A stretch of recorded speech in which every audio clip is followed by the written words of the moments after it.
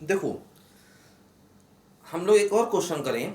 देखो क्वेश्चन ये है कि y बराबर cos inverse 1 minus x square upon 1 plus x square, इसको सिंप्लीफाइड फॉर्म में लिखना है ना।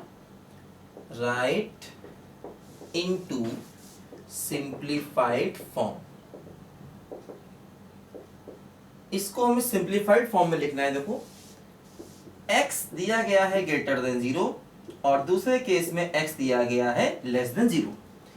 ग्रेटर देन 0 का मतलब क्या हुआ, फ्रॉम 0 टू इंफिनिटी, और लेस देन 0 का मतलब क्या हुआ बोलो, फ्रॉम माइनस इंफिनिटी टू 0, है ना। इसको हमें देखो सिंप्लीफाइड फॉर्म में लिखना है। देखो ध्यान दो, तरीका देखो फिर एक बार वही होगा क्या, ये हमें दो x अलग अलग दिए गए, दो अलग अलग केसेस दिए गए। देखो ध्यान दो, मेथड वही होगा। सबसे पहला काम क्या होगा, देखो x को मान लेंगे tan थीटा। देखो ये क्या हो जाएगा, cos inverse 1 minus tan square theta upon 1 plus tan square theta. देखो ये क्या बन गया, cos inverse of cos 2 theta, है ना। 1 minus ten square upon 1 plus ten square, ये क्या होता है बोलो, cos 2 थीटा होता है। cos 2 थीटा का वैल्यू क्या होता है 1, ये फार्मूला बताया था मैंने आपको, 1 minus ten square upon 1 plus ten square. अब देखो ध्यान दो, अब cos इनवर्स cos काट मत देना, क्योंकि cos इनवर्स cos हर जगह x नहीं होता। देखो ध्यान दो, अब हम सबसे पहले देखेंगे कि हमारा आखिर x क्या है। देखो पहले केस में x क्या दिया है, 0 टू इंफिनिटी। x की हेल्प से थीटा निकाल लो। थीटा अगर x 0 है तो थीटा होगा 0, x इंफिनिटी है तो क्या होगा बोलो, पाई बाय 2 होगा। x की हेल्प से थीटा निकलेगा, x 0 तो थीटा 0, क्योंकि tan 0 बराबर 0 होता है। x इंफिनिटी तो थीटा पाई बाय 2, कि tan पाई बाय 2 क्या होता है, अनडिफाइंड। अनडिफाइंड का मतलब रफली स्पीकिंग इंफिनिटी, है ना। tan 90 क्या होता है बोलो, अनडिफाइंड। अनडिफाइंड का मतलब रफली स्पीकिंग इंफिनिटी। ध्यान दो, अब देखो 2 थीटा क्या हो गया, 2 थीटा हो गया 0 से लेकर पाई तक हो गया। ध्यान दो, अब देखो 0 से लेकर पाई तक हो गया। ध्यान दो, इसमें इक्वल टू 0 भी कर सकते, इक्वल टू 0 भी कर सकते हैं। ध्यान दो, है ना, इक्वल टू 0 भी यहाँ पर ले सकते हैं, कोई दिक्कत नहीं, है ना। लेकिन हाँ, इंफिनिटी पर इक्वल टू नहीं होता, इंफिनिटी या माइनस इंफिनिटी पर कभी भी इक्वल टू नहीं होता, तो इधर और इधर इक्वल नहीं लगा सकते, ध्यान रखना।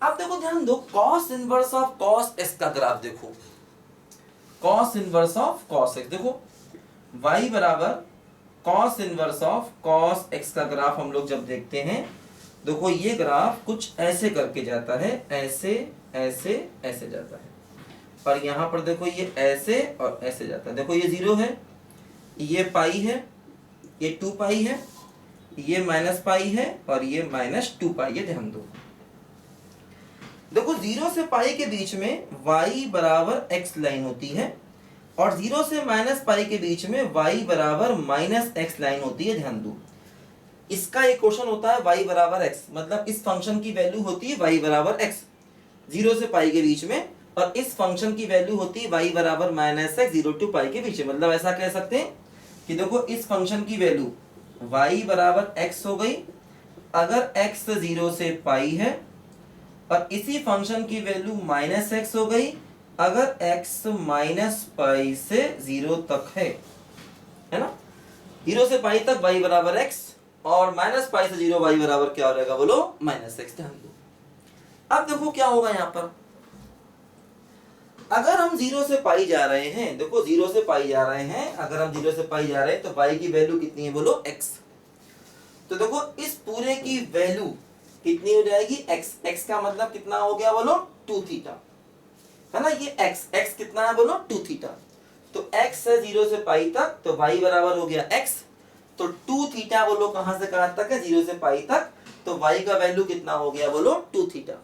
2 थीटा 0 से पाई तक है, तो y का वैल्यू कितना हो गया बोलो, 2 थीटा। अब थीटा देखो क्या हो जाएगा, थीटा देखो क्या हो जाएगा, थीटा हो जाएगा tan इनवर्स x। तो देखो y का वैल्यू कितना हो गया, y का वैल्यू हो गया 2 tan इनवर्स x। तो देखो ये इसका सिंप्लीफाइड फॉर्म। पहले वाले केस में इस पूरे का ये आंसर आ गया, ये इसका पूरे का सिंप्लीफाइड फॉर्म हो गया। पहले का आंसर मतलब इस सवाल का पहले वाले केस में ये आंसर हो गया। देखो दूसरा केस क्या है, दूसरा देखो केस है माइनस इंफिनिटी से 0। तो अब देखो थीटा क्या होगा, अब थीटा होगा माइनस पाई बाई 2 टू 0 होगा। ठीक है, क्योंकि अगर हम थीटा को माइनस पाई बाई 2 लेंगे तो ये माइनस इंफिनिटी, थीटा को 0 तो x 0। अब देखो 2 थीटा क्या होगा, ये होगा माइनस पाई से लेकर के 0, 2 मल्टीप्लाई कर दिया। अब देखो माइनस पाई से 0 में y का वैल्यू कितना है, माइनस x है। y की देखो वैल्यू कितनी है, माइनस x है। तो x का मतलब यहाँ पर क्या हो गया, देखो 2 थीटा, इसी की देखो वैल्यू ये थी और इसी की देखो वैल्यू निकल के आएगी क्या, बोलो y बराबर माइनस x, क्योंकि देखो ये x है।